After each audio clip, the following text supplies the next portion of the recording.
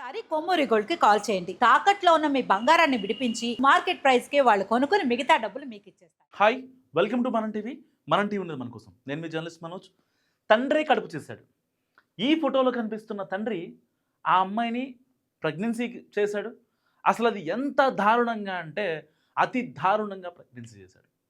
సరిగ్గా 2025 గతేడాది అక్టోబర్లో బాంబేలోని ఒక గవర్నమెంట్ హాస్పిటల్లో ఈ అమ్మాయి వెళ్ళి చేరింది.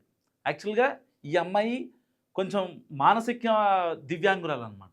సరిగా మాట్లాడలేదు, రెస్పాండ్ అవ్వలేదు, ఏది తీసుకోలేని సిచ్యువేషన్ అనమాట. ఓకే, ఇంట్లో అమ్మా నాన్న అన్నం పెడితే తింటది, తన పనులు తను చూసుకొని, అది కూడా వాళ్ళ మమ్మీ హెల్ప్తో. అలాంటి అమ్మాయిని 20 ఏళ్ళ అమ్మాయిని అతి దారుణంగా ప్రెగ్నెన్సీ చేశాడు ఈ తండ్రి, ఈ కసాయి తండ్రి. సో కట్ చేస్తే అక్టోబర్లో బాంబేలోని గవర్నమెంట్ హాస్పిటల్లో ఈ అమ్మాయి 12 గంటలకి జాయిన్ అయిందనమాట.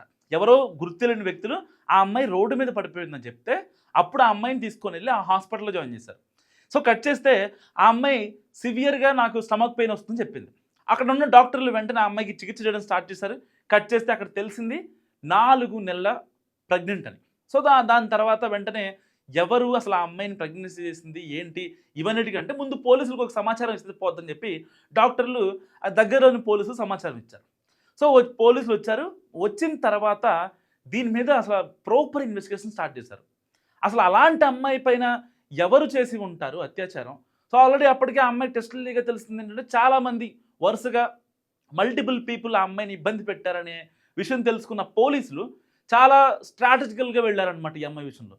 ఆ అమ్మాయిని కొంచెం గైడ్ చేసి ఆ అమ్మాయిని మాట్లాడేలాగా చేసుకొని అసలు ఏం జరిగిందమ్మా, ఎలా జరిగింది, ఆ అమ్మాయికి ఒక ధైర్యం క్రియేట్ చేసి నమ్మకం క్రియేట్ చేసి ఆ అమ్మాయి ఎక్కడ ఉంటుంది ఇవన్నీ తెలుసుకున్నాడు. సో కరెక్ట్గా ధారావి ఏరియాలోని కేరేవాడ అనే ఒక మురికివాడలో వీళ్ళు నివాసం ఉంటున్నారు.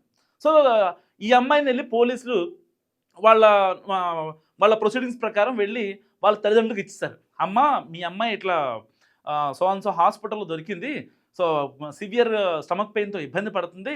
కట్ చేస్తే మాకు తెలిసింది ఏంటంటే ఆ అమ్మాయి, సో మీ అమ్మాయి ఇలా ప్రెగ్నెన్సీ అని చెప్పి మాట్లాడారు. మాట్లాడిన తర్వాత వాళ్ళకి హ్యాండ్ ఓవర్ చేశారు ఆ అమ్మాయిని. దాని తర్వాత ఇక్కడ హాస్పిటల్లో ఉన్నప్పుడు పోలీసులు ఏం చేశారంటే ఆ అమ్మాయి ఎగ్ అయితే ఉంటుందో దానికి సంబంధించి DNA తీసుకున్నారనమాట. తీసుకున్నారు. తర్వాత ఈ అమ్మాయికి చుట్టుపక్కల ఎవరైతే ఉంటారో, అంటే ఒక నార్మల్ చదువుకునే అమ్మాయి అయితే వాళ్ళ ఫ్రెండ్స్ ఎవరిలో ఉంటారు కాలేజ్లో, ఇంకా వేరే వాళ్ళు ఉంటారు. అదే ఓన్లీ ఇంట్లోనే ఉండే అమ్మాయి అంటే ఇంటి పక్కనే కదా, అంత పెద్ద మురికివాడ. సరే అని చెప్పి ఈ అమ్మాయి కాంటాక్ట్లో ఎవరైతే ఉంటారో, ఎవరైతే మాట్లాడుతున్నారో చాలా క్లోజ్గా అబ్జర్వ్ చేసిన పోలీసులు సీసీ కెమెరాలు కూడా పెట్టారనమాట. అసలు ఆ అమ్మాయి కోసం ఎవరు వస్తున్నారు, ఎవరు మాట్లాడుతున్నారు, ఎవరు పులిహోర కలిపి ప్రయత్నం చేస్తున్నారు, ఇలాంటివి. అంటే ఆ అమ్మాయి సరిగ్గా రెస్పాండ్ అవ్వలేదు, ఏమవ్వలేదు, కానీ ఆ అమ్మాయికి ఒక నమ్మకం కలిగిస్తే వాళ్ళతో పాటు మాట్లాడద్ది. అంటే చిన్నప్పటి నుంచి ఆ అమ్మాయి కేవలం వాళ్ళ అమ్మని వాళ్ళ నాన్నతో మాత్రమే మాట్లాడేది. అంత ప్రేమగా, అంత ఇదిగా ఎవరు ఉండరు కదా, బయట వాళ్ళు అయితే ఎవరు ఉండరు కదా, సొంత అమ్మ నాన్నలాగా బయట వాళ్ళు అయితే ఎవరు ఉండరు. సో ఇలాంటి నేపథ్యంలో ఏం జరిగింది, ఎవరైతే ఆ అమ్మాయికి మాయమాటలు చెప్పడానికి వస్తున్నారో అందరి దగ్గర DNA శాంపిల్స్ కలెక్ట్ చేశారు. మొత్తం 17 మంది, ఈవెన్ వాళ్ళ నాన్నతో సహా. కట్ చేస్తే ఈ అమ్మాయి ఆ కన్సీవ్ అవ్వడానికి కారణం ఎవరు తెలుసా, వీళ్ళ డాడీ. ఎంత దారుణం అసలు. పోలీసులు ఒక్కసారిగా షాక్ అయ్యారు. లోపల తీసుకెళ్ళి కేరేవాడ PS తీసుకెళ్ళి పిచ్చి కొట్టారు ఈ కసాయి తండ్రిని. ఇలాంటి వాళ్ళకి నిజంగా బుద్ధి రావాలి. ఇది ఎప్పుడో జరిగిన ఘటన, కానీ ఆలస్యంగా అసలు తండ్రి ఎవరో విషయం తెలిసిందనమాట. ఆ అమ్మాయికి అంత దారుణంగా చేయడానికి అసలు 17 మందితో ఇట్లా ఇంతమందితో చేయించడం ఇలా ఎలా జరిగింది, దాని వెనకాల ఉన్న రహస్యం ఏంటి తెలుసుకోవాల్సిన పోలీసులు ఒక పెద్ద స్ట్రింగ్ ఆపరేషన్ చేస్తారు. సరదాగా ఒక 17 మంది దగ్గర శాంపుల్ తీసుకున్నారు. ఇంకా సీసీ కెమెరాలు ఆ అమ్మాయిని దాదాపుగా 2 నెలల పాటు అబ్జర్వ్ చేశారట, ఎవరు మాట్లాడుతున్నారు ఏంటని చెప్పి. సో కట్ చేస్తే దాని తర్వాత తెలిసింది ఈ అమ్మాయిని తల్లిని చేసింది ఆ కసాయి తండ్రే. ఈ విషయం తెలుసుకున్న ఆ యొక్క మురికివాడు ఉంటుంది కదా, ఆ మురికివాడలో వీడిని పిచ్చికొడు కొట్టారు పోలీసు వాళ్ళు కొట్టకముందే. దాని తర్వాత వీడిని బయట కూడా పంపించారు. తర్వాత ఇంకా పోలీస్ ప్రొసీడింగ్స్ ప్రకారం ఆ కసాయి తండ్రిని తీసుకెళ్ళి పోలీస్ స్టేషన్ తీసుకెళ్ళి ఆయన రిమాండ్లో ఉంచారనమాట. సో ఇలాంటి ఘటనలు జరుగుతున్నాయి. అంటే ఇదొక బెస్ట్ ఎగ్జాంపుల్. ఒక అమ్మాయి తన తండ్రి దగ్గర కూడా సేఫ్ కాదు అని అనడానికి ఒక ప్రాపర్ అండ్ బెస్ట్ ఎగ్జాంపుల్ అని చెప్పుకోవచ్చు.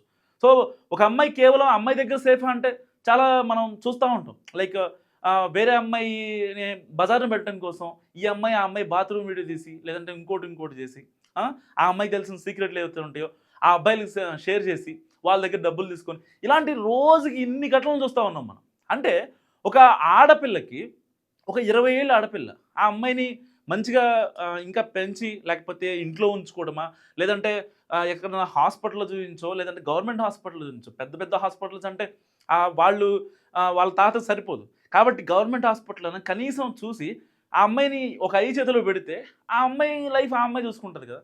ఆ అమ్మాయి చూడడానికి చాలా బాగుంది నిజంగా, చాలా అంటే చాలా బాగుంది, కుందన బొమ్మలాగా ఉంది ఆ అమ్మాయి. అలాంటి అమ్మాయిని అక్కడ ఎవరైతే వస్తుంటారో మరి వీడు ఆ డబ్బుల కోసం చేశాడా లేదంటే ఇంకేమన్నా ఆశించేశాడా అసలు అంటే వీళ్ళు తాగి ఎంత విచక్షణ జ్ఞానం కోల్పోతారంటే సొంత కూతురు లేకపోతే సొంత తల్లి ఇంకొకళ్ళు బయటోళ్ళ మనోళ్ళ కాదు అసలు వరుసకేమవుతారు వాయు వరుసలు కూడా మర్చిపోతున్నారంటే కేవలం తాగుడు అనే ఒక బానిసత్వం వల్లే. నిజంగా వాళ్ళు తాకుండా ఉంటే కనుక ఇంతమందితో ఆ అఘాయిత్యం జరుగుండేదా? ఒక్క నిమిషం ఆలోచించండి. 17 మందితో ఆ అమ్మాయి కనీసం మాటలు కూడా రాని పిల్ల 17 మందితో అసలు ఎలా పడితే అలా కలిసిందంటే అసలు ఆ పిల్ల పరిస్థితి ఏంటి జస్ట్ ఇమాజిన్. ఎంత బాధపడి ఉంటుంది, ఎంత హెవీ బ్లీడ్ అయి ఉంటుంది. కనీసం అమ్మాయి చెప్పుకోగలదా నాకు ఇంత బాధ అవుతుంది లేకపోతే నాకు హెవీ బ్లీడ్ అవుతుందని అసలు చెప్పుకోలేని పరిస్థితి కదా. అలాంటి అమ్మాయిని అసలు చెయ్యాలని ఎలా అనిపించింది? అసలు ఈ కసాయి తండ్రి వీడికి బుద్ధి ఉండొద్దా? వీడికి బుద్ధి ఉండొద్దా ముందు? అసలు మాట్లాడుతుంటేనే బాధేస్తుంది నిజంగా. మాట్లాడుతుంటేనే ఏం మాట్లాడాలో అర్థం కాని సిచ్యువేషన్ అసలు. ఇలాంటి తండ్రులు ఉంటారంటే ఇక ఒక స్కూల్కి వెళ్ళిన అమ్మాయి స్కూల్లో సేఫ్ కాదు, ఒక కాలేజ్కి వెళ్ళిన అమ్మాయి కాలేజీలో సేఫ్ కాదు, లేకపోతే చుట్టాలింటికి వెళ్ళడమో బంధువులు ఇంకొకళ్ళు లేకపోతే అబ్రాడ్ వెళ్ళడమో చదువుల కోసమో లేకపోతే బిజినెస్ మీటింగ్ కనో ఇంటర్వ్యూ కనో ఇక అమ్మాయి ఎక్కడికి వెళ్ళాలి? ఇక సరే నార్మల్గా ఉన్న అమ్మాయిని అనుకుంటే సరే అమ్మాయి బాగుంది, ఆ అమ్మాయి ఒక ఇంటర్వ్యూకి వచ్చింది, ఆ అమ్మాయికి ఒక మంచి పొజిషన్ ఇవ్వాలి కాబట్టి నేను ఎలాగెలా అనుభవిస్తా లేకపోతే అది కూడా తప్పే, నేను కాదనట్లేదు, తప్పే, తప్పు తప్పు తప్పు. కానీ మగవాడి అట్లా ఆ క్షణంలోని ఆ ఆడవాళ్ళ నిస్సహాయత అలా ఉంటుంది. కానీ ఈ ఈ ఈ సినారియోలో అసలు ఆ అమ్మాయి కనీసం మాట్లాడిన సిచ్యువేషన్ సరిగా అన్నం కూడా తినలేదనమాట. ఆవిడకి తెలియదు అన్నం తింటాం కూడా, వాళ్ళ అమ్మ తినిపిస్తేనే తింటది. కొన్నేళ్లుగా ఈ దరిద్రుడు తినిపించాడు. ఆ అన్నం పెట్టిన చేత్తోనే కన్న కూతుర్ని అలాంటి పని చేశాడంటే నీకు అసలు ఉంచాలా చంపాలా ఎలా ఏం చేయాలండి? అంటే ఇలాంటి సంఘటనలు రోజు రోజుకి తిరుగుతున్నాయి. సో ప్రతి తల్లికి చెప్తున్నా, ప్రతి తండ్రికి చెప్తున్నా, సో మీ ఆడపిల్ల మీ దగ్గరే ఉండాలి తప్ప ఎక్కడికి వెళ్ళకూడదు. అది మీకు తెలిసిన వాళ్ళైనా పొరుగింటోళ్ళైనా పరాయోళ్ళైనా ఇంకొకళ్ళైనా అయినోళ్ళైనా కానోళ్ళైనా ఎవరైనా సరే మీ ఆడపిల్ల మీ దగ్గర మాత్రమే ఉంటేనే సేఫ్, దాంట్లో ఎలాంటి డౌట్ లేదు. సో ఈ కసాయి తండ్రి చేసిన నిర్వాహకం గురించి మీరేమనుకుంటారో మస్ట్ కామెంట్ చేయండి. చూస్తూనే ఉండండి మనం టీవీ.